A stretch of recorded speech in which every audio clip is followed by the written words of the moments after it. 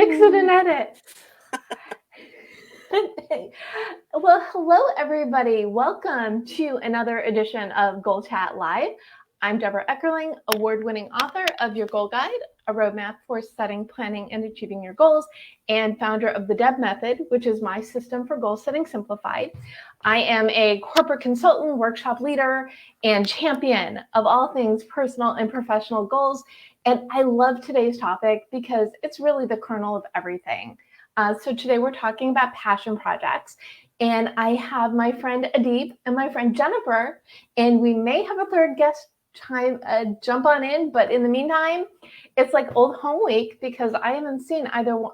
Aadip was one of my guests when I did my early New Year's last year. Oh, that's right. And, right? And it's almost time for early New Year's again.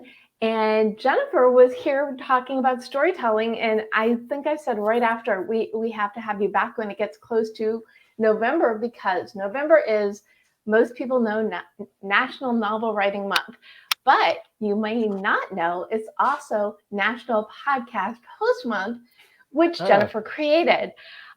So lots of fun things to talk about passion project-wise today. So let's start by... I'm going to let you guys introduce yourselves. And Jennifer, I feel like I teed you up really well. So please share who you are and what the heck is NaPodPoMo.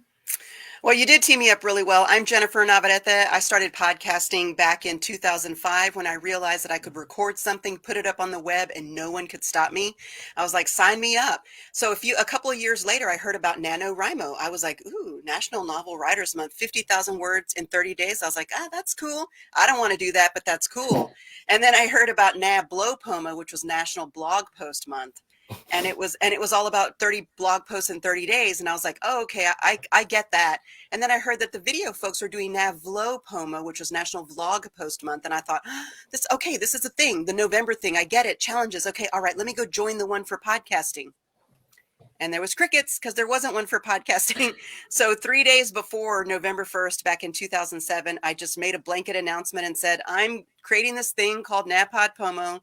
If you want to record 30 podcast episodes in 30 days and join me, let's give it a try. And I did not know if it would be a fantastic failure or an amazing success. And by the end of that first one in 2007, we had 50 people who decided to join the fun. Wow. And it's a wonderful example of if you build it, they will come. If it doesn't exist, create it. Yeah, absolutely. Wow. And so what does it entail to participate? Sure. I mean, we're super loose. It's not like some people are like, well, do I have to, record and release an episode every day? It's like, not really. I mean, how you do it is up to you. If you want to go live every day, if you want to batch record in advance and release every day, if you want to batch record on the weekends and release on the weekends, if you want to join on November 30th and record all 30 shows on November 30th, that will work too. And just as long as you have 30 episodes by the end of November 30th in whatever time zone you're in, because this is, even though it's National Podcast Post Month, it really is international. I consider it a nation of podcasters. And so as long as you're done by then you've won the challenge. Wow. And the award for winning is the satisfaction. Yeah, and you get a cool badge that says I did it that you can put on your podcast page and you can share on social. And this past year, we started something new where we were able to do kind of like a celebration after the fact and then give away some prizes. And so that was fun. And so we enjoyed that so much last year. We're going to do this again this year. And there is a satisfaction. I mean, if you're a new podcaster and you want to dip your toe into the stream, it's a great way to kind of fail fast, get good. And if you're a veteran podcaster like myself, it's a great way to experiment in a safe community space. And I think that's really what sets it apart, is that everybody's learning and trying something new, no matter if you're podcasting for the first time. If you're like me, if you've been podcasting for 16 years, it's a great opportunity to kind of muck around in the space in that safe community environment. Excellent. And we're going to talk more about it soon. But I do want to let Aadip introduce himself. I think monthly challenges, and for a while there was Screenwriter Month, I think was April. But really any month, here's a great big secret. Any month, say, I'm going to do something in a month. You can create your own challenge. But I love how in November there's so many of these types of challenges going on. and you can always declare what you're working on and then report on it in my group, because Write On Online has a place for you to put what you're going to do and what you did every single week and every single month. Aadip, welcome. Glad you could join us. Yeah, I'm in from the rain. How weird is that? So your meeting that you had prior to this was outside where you live? No, I thought the meeting was going to happen at this time, but actually I had to pick up my kid from school, and so I had to do the drop off or pick up in the rain. So wow, it's fine. It's like a different vibe, so that's fine with me. Well, you made it. So tell people about you. Let's see. I'm a screenwriter, TV writer. What am I doing? I was on the Goldbergs. I've written on 3 streaming kids animation series as a freelancer, and I run the LA TV Writers Facebook group, which is like 16,800 people now. And I'm a BAFTA breakthrough and former Disney fellow. You know, the usual stuff.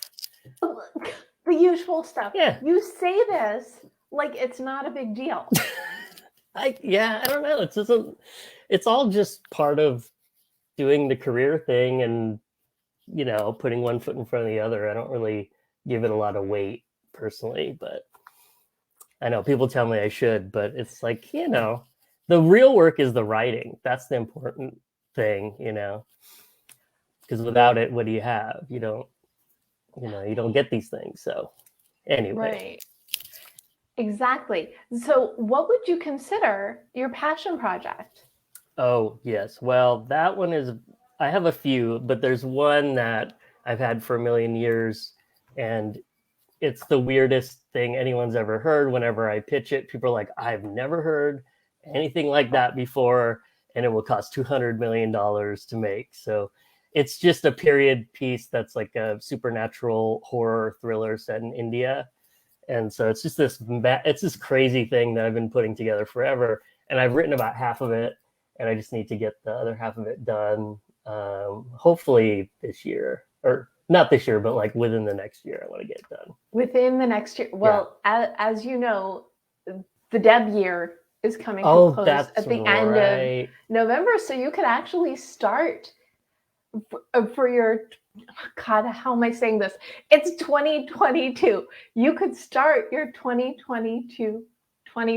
This is, I'm going to have to think of a shorthand because I'm going to trip over this. You can start your 2022 goal now. I mean, even earlier than December. Why not? Well, yeah, I have I have a couple other things I got to finish before that. And then I can jump back onto it. But, you know. Excellent. Yeah. So, but your passion project is in alignment with your career, as is true for you, Jen. So let's dial it back a bit, because, and we were talking about this on the Gold Chat Twitter chat last night. What is the value of a passion project? Jennifer? So, you know, the thing I love about what Aadip is doing is that it is a passion project is something that won't leave you alone until you complete it. And that's exactly why, even though he may only have gotten halfway, which by the way is still a huge milestone, he knows that it will get completed at some point because it won't leave him alone. Yeah. And regardless of the naysayers, regardless of folks who are like, oh, you're crazy, that doesn't make any sense, blah, blah, blah, that doesn't matter, because it's in him and it's going to happen, and it will be out in the world, and we will buy a ticket and we will go see it at some point. I hope so the reality is it's already happened, right? All we're doing is traveling in time to the point where we meet that it's already there, and we're buying tickets at the movie theater. So I think a passion project is something that it won't leave you alone. You've got to get it out into the wild, and it's something that just fuels you, and it's something that we were made to do, and because it's true, it's in here, it rings true. And so for me, NaPodPomo is that. I mean, it's definitely a passion project, because you notice that it's napodpomo.org, right? Meaning that it's always just a community-based project. There is no dollars that are going into this. It's really just something that feel so strongly about it, that every year I rally the troops, and folks come and join who have done it before, folks who have never done it before, and we all get together, and for 30 days we're this one community that's really driving to complete the challenge. And then afterwards we all kind of are like, whoo, holy cow. That's tough. Yeah. That's Yeah. a So lot. so that's a lot. So to me, Hmm. that's what it is. Something that won't leave you alone, that you must see out in the Yeah. wild. It's like that thing that you have to do before you die. You have to finish that thing. And a lot of writers have that, like that white whale or whatever. They're like, I will get this. But those are, the funny thing about passion projects is sometimes you're not ready uh, at least for writing, like you may not have all the skills to write the thing that you want to write. Like you still have to level up a little bit to meet your idea. And so that's something I've been noticing with other writers and myself. So it's like, okay, do I have the skills to like pull this off? And so, do you have an added take on the value of a passion project? It's what Jennifer said. It's like that thing that won't leave you, and it sort of drives you to sort of keep doing what you're doing. It's always going to be like, hey, I'm ready for you to like come finish this. And I think they're really important because they don't have anything to do with the business. And so it's purely like what is inside you, like Jennifer said. And it carries on a completely different meaning and significance in your life. So in that way, those are different. It doesn't mean that they're not commercial things, but that part's secondary, I think. And I cannot help myself. I must add my 2, 3, or 4 cents. The thing that I think is so wonderful about passion projects is they bring you that joy, that excitement that can leak onto the other things that are maybe more in the have to realm. And when you are creating, when you're doing those things that bring you such joy, if it isn't your full-time thing, you can use it and use that energy and excitement and say, okay, I have to work on this boring thing. I'm going to do like a half an hour on my passion project. So I get happy. Mm-hmm. And then I'll do the boring work that, pays the bills. So I need to do that because I know it's there and I'll hit a wall on something else. And I always forget to go to the passion project and go to another should write. And I'm going to try to jump back to my thing and see, like for half an hour, you can do anything. Exactly. Half hour, 5 minutes, 10 minutes, 15 minutes, whatever it is. Because, and so I have my passion projects are always like foodie related things, which is hilarious because until I got my Instant Pot like 4 years ago, I never cooked because cooking wasn't easy until I got my Instant Pot. And now it's like, ooh, recipe. Can I make that? Is it air fryer? Is it Instant Pot? So my fiction, I've got a fiction into nonfiction food related things that I want to do. So it's really, I get cranky if I don't cook every couple of days. So maybe I should take my own advice and do my foodie things in 5-minute increments. Yeah. Ooh, this is going to be totally meta, which you'll understand why when it comes out into the world, why me saying this makes total sense. It's like light bulb, whereas I should have props like a light bulb over my head. Jennifer, do you have a passion project that's not one of the gazillion things that you're working on right now? Wow. I'm glad you asked her first because I can think. Okay. Something that I haven't birthed out into the wild yet, huh? Or you can mention your most recent passion project and then talk about something that people don't know about yet. So I will say that a lot of times when I have an idea, I usually am pretty good about just going ahead and throwing it out into the wild because most folks know me that every month I'm trying a new experiment. And so when I wanted to experiment with Twitter Spaces and with Clubhouse and with using it as a podcast in April, I thought I should create a 30-day challenge called the Walk Talk Challenge. And I should interview women entrepreneurs, which Deb was one of the women entrepreneurs I interviewed. And I should see how I can do this. And so I announced to the world, I'm going to do this thing. I don't know if it's going to work or not, but if it does, let's give it a whirl, right? So I'm pretty good about that. And I think the most recent passion project that I did was in relation to learning more about content creation on the blockchain. And really wanting to dive into that space, right? And so I created on July 4th of this year, I came up with the idea for cryptocontentcreators.com, and I went and looked, and there was a domain, and I called my buddy Shane, and I said, hey, I have this idea. Do you want to do this with me? And he was like, he's used to me calling him and asking him crazy things like that. And so he was like, sure, let's do it. And so then on July 7th, we recorded our first show. And so we just recorded episode 1 of season 2 today.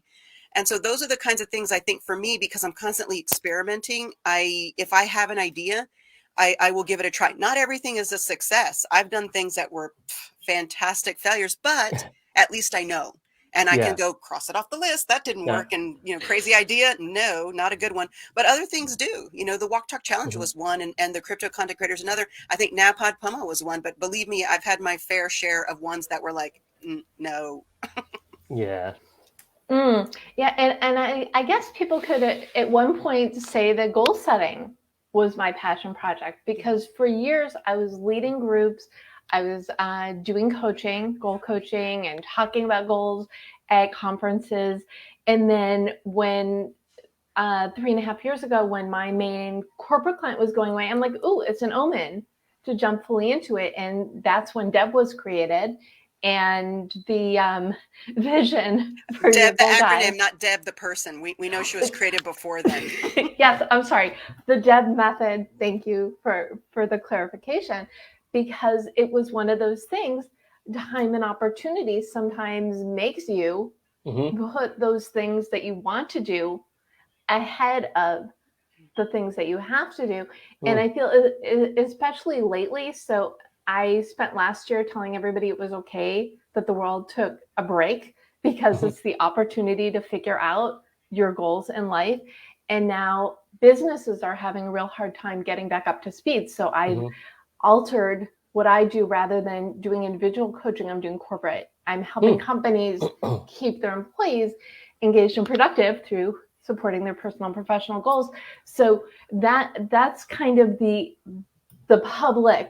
passion project of mine that has been brewing, because as some of it is taking your skills, okay, all of it. You both know me, I'm all about the mission statement. What is it that you have to offer that makes the world a better place, and it can be to inform, entertain, or help in some other way? So what is your mission, Aadip? And we will go back to your passion project question. I did not forget. Yeah, I have a very specific mission, and it's real. People will laugh, and that's fine because I like it, but it's called Benevolent Icon. And so what it is I want to create an empire of benevolence. And so it's going to become like a lightning rod for like kindness and positivity and supporting the voices of people who don't get heard. So I want to get into a position where I have enough power where I can be like, all right, my friend Deb has this amazing book, let's turn it into a show, and or like, someone else who doesn't have a platform, and I can sort of walk them into the business and go, okay, we need to hear this story. So that's my life's goal. That's so cool. I didn't know that. So how's it going? I guess it's going fine. I mean, I certainly read a lot of stuff for people and mentor people and try to help them with their development. So I think I'm already sort of doing it, and it's just getting it's baby steps at this point. And but part of that process, I have to be mindful of my own work and make sure I'm doing that and not just giving to everybody else, because that's a tendency that I have.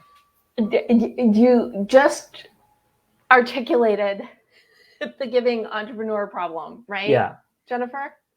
Yeah, no, I completely agree. I think there is a point where you give so much of yourself that there's nothing left for you. Yeah. And I hit this realization this past year, after giving all of myself, all the very best of myself to my clients. And all of a sudden, and that's great. But if there was nothing left for me, I was giving myself the leftovers. If and when I had time, I would maybe try and do a half of a version of what I would give for clients.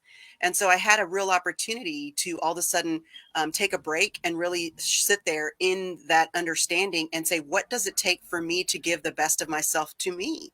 And to my projects and to the things that I'm interested in a more meaningful way. And so I think that's hard, or it was hard for me anyway, because it's so easy to be at the top of your game for clients or for others. But then when it comes to my own self, it's like I'm too close to my own thoughts and my own things. So what I learned was that I needed to come and get more counsel from those outside of me. to say, here's where I'm struggling, or here's what I think, but I'm too close to it to really understand. So I'd really appreciate your perspective, your 10,000-foot view, or you're hearing about this for the first time, thoughts on this. And granted, that doesn't mean that what the advice that you seek is 100% what you should receive. Right. There will be a percentage of it that is meant for you. Not all of it is meant for you, like most things in life, right? Yeah. That's amazing, because I just did that last week, because someone challenged me to go, you're struggling, you don't have to go it alone. Bring people together and get their ideas. So I'm writing a story about a supervillain. And so I created a supervillain summit and had all these friends who came out over Zoom, and we just talked about my character and supervillains in general. And yeah, a lot of the stuff like I may not use, but now it has like the wheels turning in terms of like what direction I could take it in. But without that, I wouldn't have had all that extra input, and it was invaluable. So and it's also supportive of your efforts. Yeah. Yeah. So like that's hard for me to ask for help. And so it's sort of like I forced it upon myself to try. And then people liked it. They're like, oh, this is cool. It's like a jam session. Like we should do more of these. And I was like, oh, okay. So that could become a whole other thing that I do once I get my writing done. And I like this, the supervillain brain jam. Yeah. Yeah. That's amazing. And I think right after we're done, you should go get that URL. Wait, no, you should go do that now. Yeah, actually do that now while I talk to Jennifer. So Jennifer, what is your mission statement? You know, I've always been curious growing up, and that people kind of that it can either work for you or against you depending on the environment that you're in, right? But when I heard about this concept of learn, share, grow, when I first became involved with Social Media Club, you know, as one of the chapter heads here in my local area, learn, share, grow. It was just that I need the light bulb icon above me. All of a sudden, it was like, learn, share, grow. That's what I've been doing my whole life. I just never had an understanding of the flow of what I was doing. You know, it made sense. I like to learn things. And as I learn things, I like to go, hey, did you see this? It's kind of cool, right? Hey, here's how we could use it. Or what do you think? How do you think we could use it? And then in that way, we all grow together. And so that's really kind of my motto. And the model that I use for everything that I do is that learn, share, grow. Probably why I do experiments and tell everybody, hey, I'm going to do this experiment. I don't know if it's going to work or not. Let's learn this together, because I just feel like that really suits me well. And it really is like kind of like a sweet spot for me. And so I would say that learn, share, grow motto is kind of like the way that I proceed. And maybe not so much a mission statement, but it's, I guess it's just a motto. It's just a way that I do what I do in the world. It's almost a framework for you, right? Yes. It's everything's framed through that. Absolutely. I love a good motto. Says Miss Goal Setting Simplified, because that really does frame what you do. And even though, Aadip, you're not living quite yet your empire of benevolence, you do. That is a framework for your mindset when you approach things, isn't it? Yep. Yeah. I have a sign that I had made on Etsy that says, what does the benevolent icon believe? And then it's like, so it sits right here. I have to ask myself of that whenever I'm working. And it's like a nice way of getting into the right mindset. Oh, I love that. That's great. I do too. Can we see the sign? Yeah, let's see. It's so dorky. I'll just tell That's you. why I wanted to see it. Are you kidding me? It's so dorky. Look. Du, du, du. What does the benevolent icon believe? No, that's fantastic. I love that you have that. That's inspiring, actually. It's I was just like on Etsy going like, what am I gonna do? Because I'm not gonna make this really cool sign and it'll just turn out terrible. So I'll have someone better do it. And so I just it was like $20 or something, $30. Pretty good. Oop, there goes my keyboard. And you supported an independent business. Yeah, that's what I like about Etsy too. It's like they have this thing floating around in their portfolio, and someone else is like, well, that's kind of interesting. What's that? You don't know what it's going to spark in someone else. So that's such a good point. So Aadip, did you think about any other passion project you wanted to share? Well, the supervillain thing is a passion project, and I'm working on a noir comedy that is very strange, and that's another passion project. So actually right now this year I'm only working on things that are passion projects. I'm not working on anything else really. So if it doesn't fall into that category, I don't do it. You're an even better guest than I thought for this topic. Yeah. This is all very new. This is all like, I'm not going to work on the shoulds anymore. What a great filter. What a great filter. I love it. I love it too. I'm a big fan of choose yourself, especially now, because you've got spare time. You're not commuting, you've got spare time. Exactly. What are you going to do with that extra bit of time, even if it is 5, 10, 15-minute increments? So what do you have to say to those people who think they don't have the time or the energy for passion projects? Because you are like the epitome, the examples. The advice that I give other writers usually is like, write the thing that only you can write, because I think that's really the most important thing. And if that's aligned with your passion, then I think that's a winner. And the advice that I've gotten from, it's sort of like what Jennifer said. It's like I've learned from new mentors, so I share what they've taught me, and all of them said, write the thing that's dangerous, scary, silly, that your agents hate and will never take out. That's the thing you work on, and that's the thing that will set you apart, because it's actually who you are. So I got that advice from like so many people. It's like, I wonder if all the greatest people in the world who do what I do tell me the same advice. Maybe I should listen to it and pass that on. So that's how I look at it. So I have a follow-up. Yeah. Because every now and then you will post that you took a meeting. Let's be Hollywood now, with a name. Yeah. So how does that happen? And how cool is that? Can you tell us a little bit more? Yeah. So as part of this BAFTA breakthrough program that I'm in, that they did it for the first time in the US this year, and I was picked for the first cohort, which is really cool. And it's basically like a winning. It's like getting the Wonka ticket, because you can ask to meet anyone you want, and you give them like a wish list, and then they ask the people if they'll meet with you. So it's, I don't like to name drop, but it's been a lot of crazy names. And so when they agree to meet with you, you're sort of like, who? Wait, no, them? And then you start talking to them over email, and you're like, I can't, I met with Jesse Armstrong like a month ago, Succession. Like Sterling K. Brown, Olivia Colman, like all these people that I really love, I get to like talk to, and they give me advice. And, some people are busier than others, of course.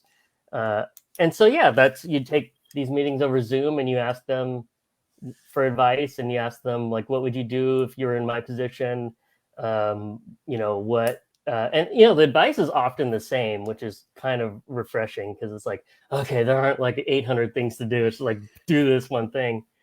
But I would ask them craft questions, like how do you break your season arcs, and and it's really interesting. Like you get all these different perspectives, and you're like, oh, I'll try that. Let's see if that works for me. Nope, that didn't work. I'll try this other thing. And it's amazing. Like it's wrapping up in the next month and a half, and I'm very sad. I said, can I do this again, guys? I'll do another round, and they're like, oh, shut up. I get to interview like Edgar Wright, like who would wow. say like, you get to do that? I never thought in a million years I would be in a position to do any of this. So it's really just sort of doing the work, putting it out there, and then moving on from the outcome, and then see what happens. That's the only way to do it without going crazy. I had a flash for you that you're going to be on the other. You're going to be on the other side of that. It just hit me like this. You're going to be on the other side of mentoring someone through a program, either the same program or a similar program. It just rang just clear as day in my mind. Well, it's funny you say that, because I had 2 people who were in the BAFTA program from India. They like contacted me, and they wanted to talk to me, and I'm like, I can't help you with anything. And that's the attitude. Like all the people are like, I don't know if I can help you, but I will try. Like everyone's very humble, and that's another thing I noticed. They're very kind, very humble. And so when these people call me, I'm like, you tell me what your goal is. I'll see if I can help you get there. And if you don't know what your goal is, maybe I can help you figure out what that is, because they don't always know. So I'm trying. I have to pass on that stuff, right? I have to keep that going. I think it's really important people do that. One thing I want you to backtrack, because I don't remember if it was in the pre-show or we said this. So we've known each other a long time. Yes. And you were not always you. So can you share a little? What does that mean? Okay. I'm the same person. So I'll ask the question different, better. Okay. So how did you get your start in screenwriting, and what was the point where you feel like you've left into the next degree? Because I think I can say I met you when you were still a struggling screenwriter. I'm still struggling screenwriter. Like all screenwriters are struggling with something, like even the A-list people, they might have a bunch of money, but that script is messing with them and they can't figure it out. So like all screenwriters have that anxiety going at all times. But you're right. I hadn't had my break-in yet. Lots of very, very, very close calls. So many. And those are the heartbreakers. Like if you're like way off, it was like no way you're going to get a gig. It's fine. Okay, cool. I wasn't even in the game. But when you're this close and you lose it every time, that's the one that makes you want to go, should I keep doing this? This hurts. Every time it happens, it hurts. But then it also validates like you have good ideas. Keep working on them. And then the time will come where the thing, the project and the culture and you align at the same time. And that's kind of what happened for me. But I got laid off from a job that was like my survival job. And I came home and my wife's like, stop doing the survival jobs. Like, just write. That's what you came here to do. So do that. And as soon as I just decided that's all I was going to do, then I had a career within a few months. Like, wow. Ridiculous. Wow. That's an amazing story. Yeah. It sounds ridiculous, but I did the artist's way. Like, I got laid off. My wife said, we're having another child. We had just put in a dishwasher, and I hate spending money. I tell everyone this story. And I was like, oh, what am I going to do? And then I was like, I want to go to film school because I never got to do that. Everyone talked me out of it. And so I applied to AFI. I got in, and then I go to AFI, and then I get into the Disney program. So I drop out of AFI, and then from Disney, I go on to the Goldbergs. And that was all just like boom, boom, boom, boom. And it's like, oh, you're supposed to do the thing that you love and just do that and not give your all, like Jennifer said, like to the corporation, to your day job, to somebody else's dream. But I had to do the artist way a couple times to really get it in my head. And then, I'm here and I'll do it again. Cause I'm like, whenever I get stuck, I'm like, I'll try again and see what comes up. Which is, there's so many, I think The Artist Way is one of the comparison books I used when I was pitching. Oh yeah, that makes your goal sense. guide. Yeah. Because it's brainstorming, it's exploration, it's disruption, it's figuring out what you love, what you're most passionate about, what way it manifests itself, and then brainstorming it into what you need to do. Yes, every time I discuss the Deb method, I find a way that was, I think, the Deb method in like 10 seconds. What is it that you're passionate about, doing that exploration and claiming it, doing the thing? Claiming it. I think that's huge. I don't think we do enough of that. We're in a culture where it's like a corporate sort of capitalistic thing where it's like, oh yes, you're a worker and you're a cog in a machine, and it's like, no, you're not. You're your own entrepreneur, no matter what you're doing, And so, and people don't want to support that because it's risky, and they would never do it. And that's the thing that I find that's most disruptive for people in their dreams is like everyone around them talks them out of it. And I always say, like, don't listen. Like, if you're really shitty at something and you're passionate about it, like maybe you should get better or reevaluate. But if you're actually good and you love it, don't let anyone talk you out of it, because you're going to make it at some point. It just may take a really long time, like me, or might happen overnight, I think patience is, like, for anybody who has a dream. I think Yeah. that's the one thing that we all need to learn, because things will happen. Unfortunately, Yeah. it's never in your own time. No. I will throw in the quote by from that movie Galaxy Quest. Never Yes. give up, never Never surrender. surrender. Yes. By Grabthar's Hammer. Absolutely. I love Galaxy Quest. Me too. That's like a thing I wish I had made. That's one of those things. It's like, oh, that's so good. I don't know if I can do one because it's so perfect. But So Jennifer, do you have a story of light bulbs in confetti where you had this aha and changed track to your life and you lived happily ever after so far? I think for me, it really was podcasting. In 2005, when I first heard about it, I mentioned this, but it was truly like, think back, 2005, that right? was early. Early. I mean, we're talking like podcasting was barely a word and so few people knew about it. Yeah. But I recognized, and I've been an entrepreneur for many years, so I recognized that I could put anything I wanted to up on the web and no one could stop me. Think about that. Nowadays, that's easy, right? But it wasn't, it was novel back then. It was something new.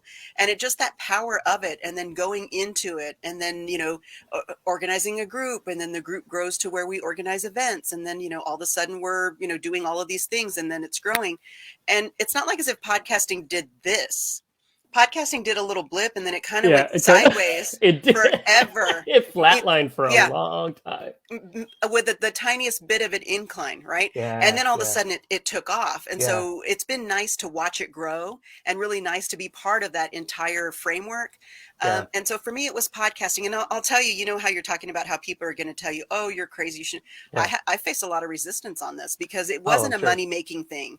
It was taking up time. It was taking up, funds to buy equipment and to figure this stuff out. I mean, there was that aspect to it. Yeah. But I just knew, oh my gosh, I knew this was a thing and that it was my thing. And I just would not give it up. And now, of course, years later, the thing I thought was so cool that started out as a hobby is now what I do professionally for a living. I'm a podcast producer for anywhere from Fortune 50 companies all the way to entrepreneurs and nonprofits. So I've had a really great podcasting production career. It's been fun, but I'm also a podcaster, but I'm also a podcast listener. So I kind of approach it. So for me, it's been that space, and then everything else stems from it. The social media, speaking, all building communities, all that stuff. But I will say that was the moment that I understood what podcasting was. That was the moment that my career path and my life path took a turn, and a great one at that. You do know that your face totally lights up when you're talking about the P word. Yeah. Because it's true. But it's the topic, people. It's passion projects. What are you passionate about? What would you do even if you're not making money, and at the beginning you're not making money, and you're facing resistance, but you do it anyway? Yeah. Well, the resistance factor is also huge. And originally, so my first, and I don't even think of it as passion project. It's been around so long. I learned social media playing with social media, because Write On Online, which was originally writer support group, now for writers, creatives, and entrepreneurs, I think in 2007, 2008, someone was like, Deb, why don't you have a blog? And after resistance, I started the blog, and then I learned social media just playing with it for Write On Online. And now it's for a bunch of years. Write On Online's been on the best Facebook groups for writers, and I kind of want to edit and say no, it's for creatives and entrepreneurs, but I also don't want to mess with the juju. No, keep me on the writers list. Yeah.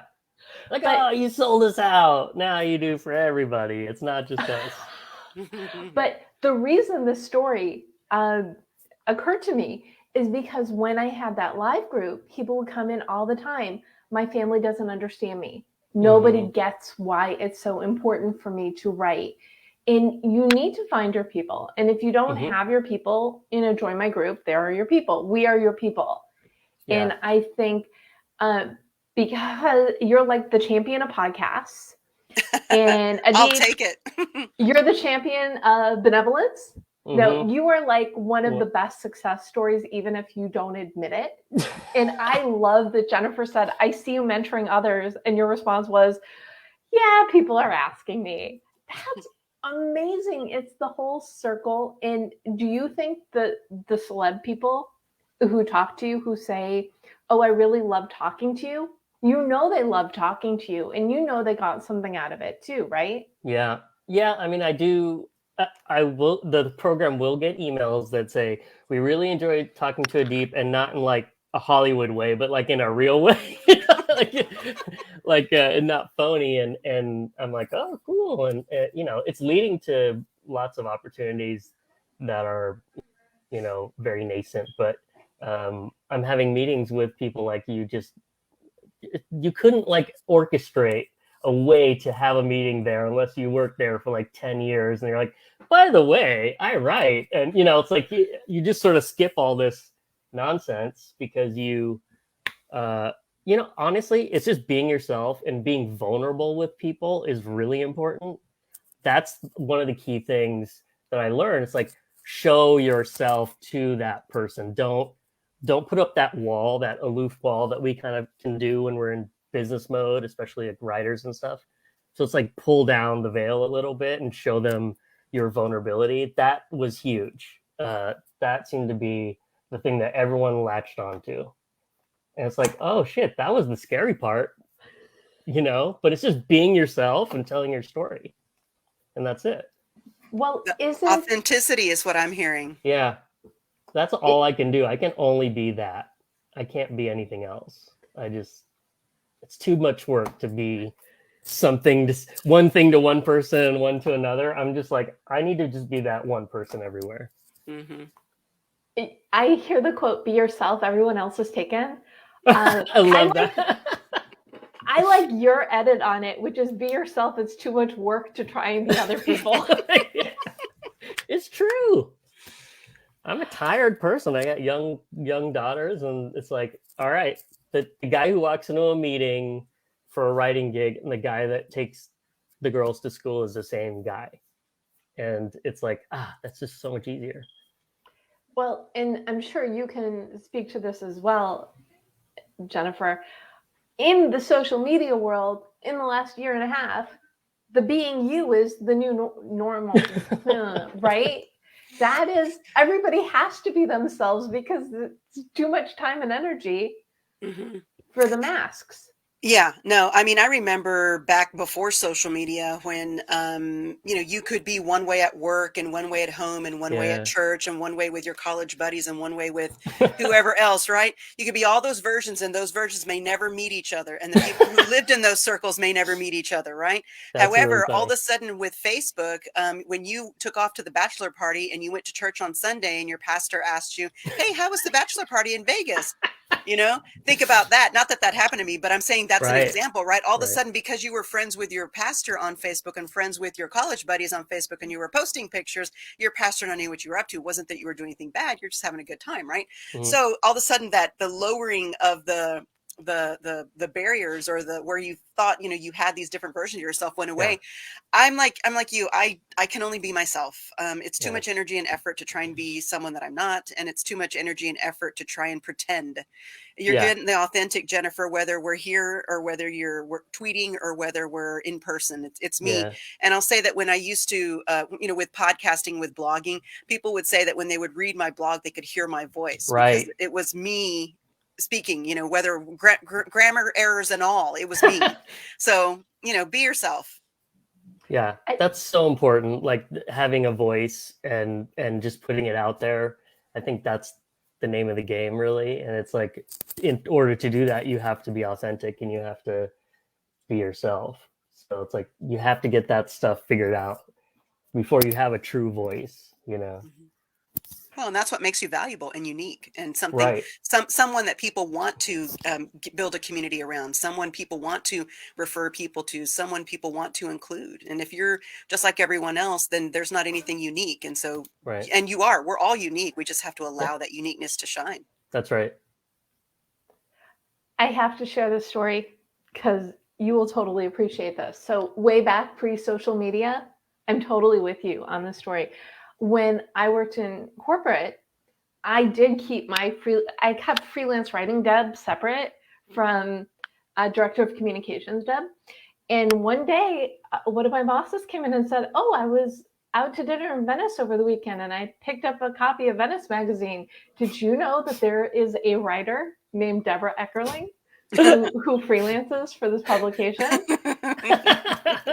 Busted. I said, "That's me." "No, it isn't." I had to convince him. That's hilarious. We were the same person. So there you go. There are no secrets. So you might as well be authentic. Especially now, it's just everything's just out there. And you like look at all these people getting, their old tweets are getting pulled up from 10 years ago, and it's like, I was a different person then. It's like, yep, it's all out there all the time. Think before you post, people. Yeah. Definitely cautionary tales everywhere. Yeah. I want to talk just a little bit more about the whole. So November is, what did you say? National Novel Writing Month, National Video Posting Month, the most important National Podcast Post Month. It was Blog Post a Day Month, though I don't know if there's an official for that anymore. What is the value of the deadline, especially for a passion project? Yes, I know the answer, but I want to hear what you say. Sure. A deep. No, I'm making a deep answer. Oh, no. Ooh, a deep. I love. Okay, now I get to go second. I love this. Hold on.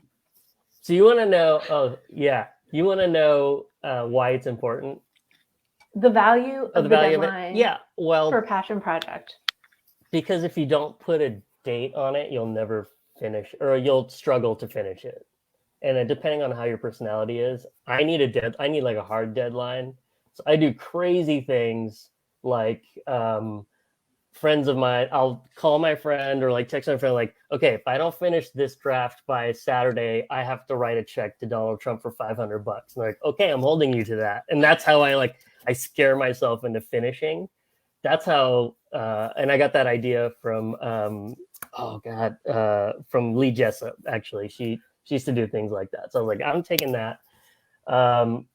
The fact that like there's a community of people doing the same thing at the same time is huge. Like, because when you're going it alone and you're alone, it's a slog. But when there's like 10 people next door who are doing the same thing, you're like, we're in this together. Like, one of us falls, someone will pick the other person up. I think that's the benefit of having a community that does what you do. I completely agree. And Jennifer, now you can answer. I agree about that accountability because if you're doing a challenge by yourself, it's really easy for you to talk yourself out of it and not hold yourself accountable. That's why I typically do my monthly, experiments and announce it, because then I'm accountable to everyone who heard what I said. Yeah. But I think the value, why November is such a powerful month for challenges, because I've actually put some thought into this. I'm like, why are we all doing challenges in November? There's Movember, there's any number of challenges that happen in November. I kind of think we as human beings feel like the year is slipping by. And all of a sudden when you get to November, you're like, I didn't accomplish anything this year. I mean, obviously we did things in the year. Right. But in January, we start with like this, oh, I've got this New Year's resolution and I'm going to do this amazing thing and it's going to revolutionize my life and my year. And all of a sudden you get to October and you're like, oh, the year's I'm in the last quarter of the year. I'm almost done and I haven't done anything that I set out to do. Right. So November, with all of these challenges, gives us all that last bit of opportunity to accomplish something, whether it's writing a blog post every day, whether it's writing 50,000 words, whether it's, doing a podcast, 30 podcasts, or doing a video every day, or growing your mustache out for men's health. Whatever it is that you're doing it, number one, to challenge yourself and to accomplish something for yourself, and also doing it in a community space that is, this accountability with everyone else. And I think that is probably why challenges are just so very popular in November, because I know for me, when I'm done in December and I look back and I'm like, good job. Yeah. Amazing. Right. Yeah. Absolutely. Well, I do not think I could have written a better commercial for why I say goal setting is year round than what you said yes, just now. that's true. That's true. And I would say, you know, back when things were a little normaler, I would always say I love talking in January because it's the beginning of the year, but I love even more talking in February and March when people have fallen off the wagon. Now, like I said, right now I start the year in December for those who want the jump. Right. And then I also accommodate those more accustomed to a traditional new year. So I do New Year, New You in January. And then really it's every month, every quarter, okay, every day, every week. Some people need to start over. Yeah. And it's saying, okay, let's do this together. I love the idea of community. And it doesn't, you can probably Google, what is this month for? And find something for every month of the year. But you both are in my Right On groups, and you know that at the beginning of every month, I will be very happy if I accomplish blank in this month. So it's really, whether you're doing a little bit or a lot towards your goals, you have people cheering you on, which is wonderful. That there's so many opportunities and options. It doesn't matter what you want to do. There's a group for it. And if there isn't, just hang out with us. Or make one. Make one. Make one. You know. This is a really good time to talk about goals. What goals, what passion project goal do you want to gift our audience? And I'm going to sweeten it up a little bit. You can also set a goal for yourself and also gift a goal for those who are watching.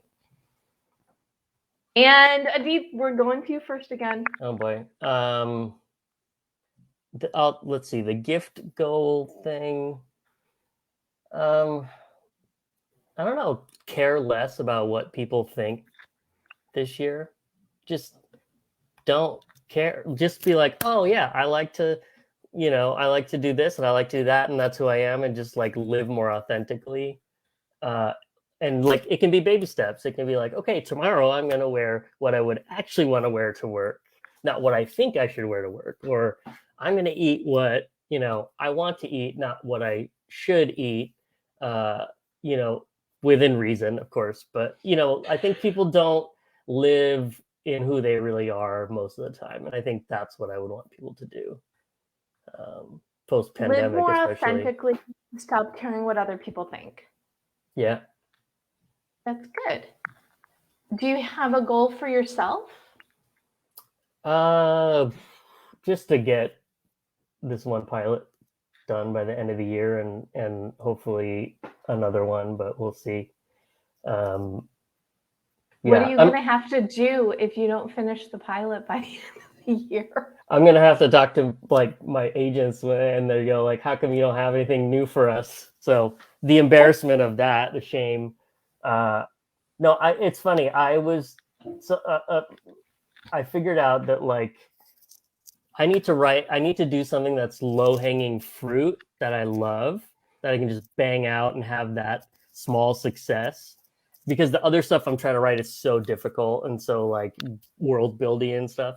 And so I have these very low to the ground things that I can just be like, all right, let's just get that done. So I want to get one of those done like in October, actually, like in the next week. Oh, you totally can do that. Yeah. And remember from earlier in the conversation when I said just work a little bit on the passion project-y things, that's your extra bonus you goal. Yeah. Yeah. But I have the problem is I have too many passion projects. I can just like bop around to them. So I need to buckle down and finish one. That's really, it's like finish one of these things, Nice. You can do it. We believe in you, and we will be watching you. I think I can do it. Yeah. I'm going to try. I'm not going to try. I'm going to do it. Yes. Because you really want one of these. You want a gold star. I know you do. I do.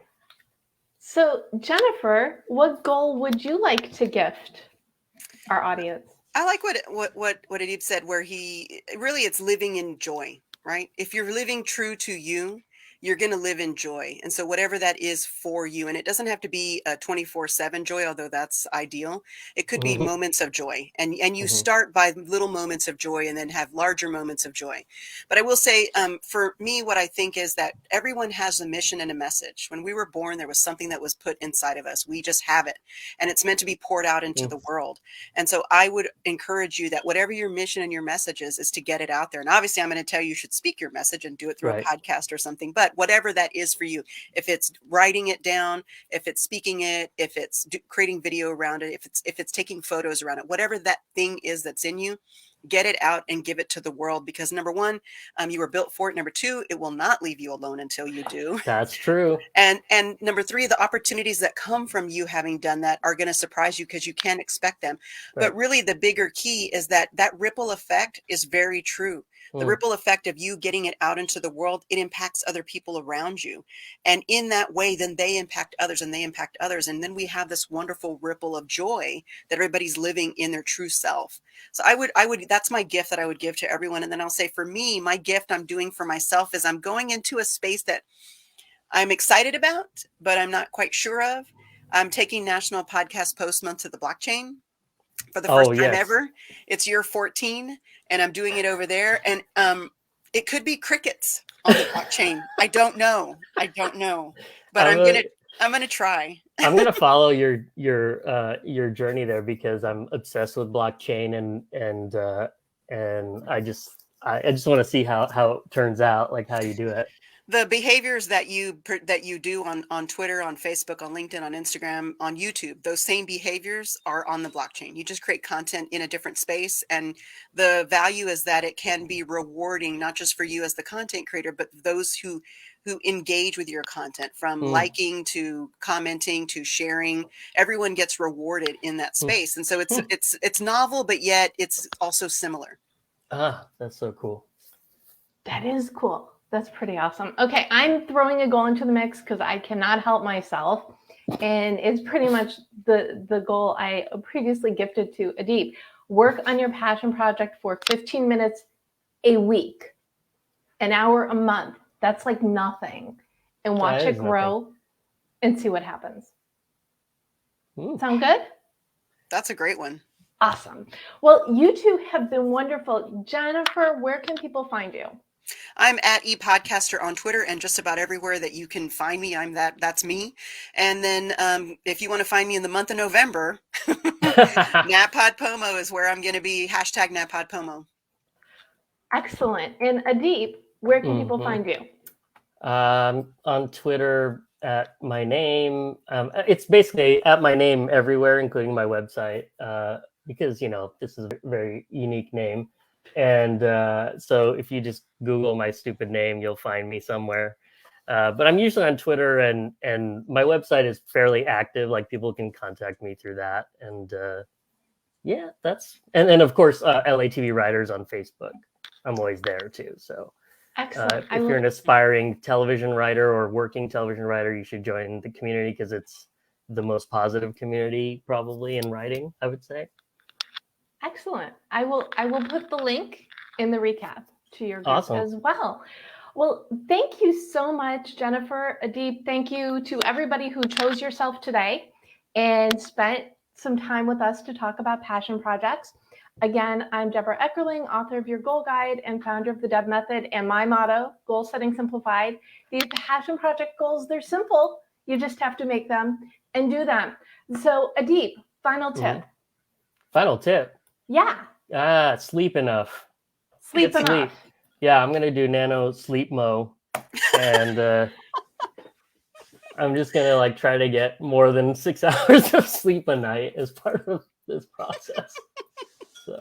You should totally make that, by the way. I know that I would sign up for that for sure. For sure. Okay, I'll do that. Okay, Jennifer, final tip from you. I would say that give yourself breaks, build in breaks into your workday, even when you're doing your passion project, because you need to get up and move. So the way that I do this is that if I finish one item on my to-do list and I cross it out, I get up and I walk away from my desk and I walk outside, or I walk around my house, or I go talk to my family, or I do something else just to get movement into my life. Because if Mm. you're excited about what you're doing, it's very easy to spend all day not moving. So that would be my tip. Great. Fantastic. Well, thank you again, Jennifer, Aadip, for sharing your passion for passion projects. Everybody, thank you again for listening, for choosing yourself. And my tip is simple. Just do it. Go for it. We know you can do it, and you know you can do it. So nothing's stopping you. That's true.